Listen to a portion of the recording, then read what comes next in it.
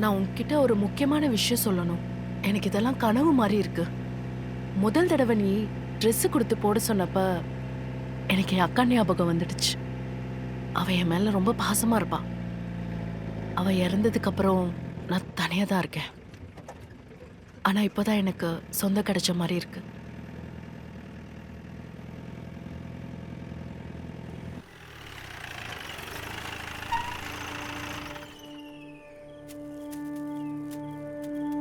வந்த நாள்ல இருந்து பாத்துட்டு இருக்கேன். இவ்வளவு கூட்டி காடு மேடுன்னு சுத்திட்டு இருக்கேன். உனக்கு என்ன பிரச்சனை? என்னடா கையெல்லாம் நீட்டி பேசிட்டு இருக்க? கைய மேல வைக்கிறேன்.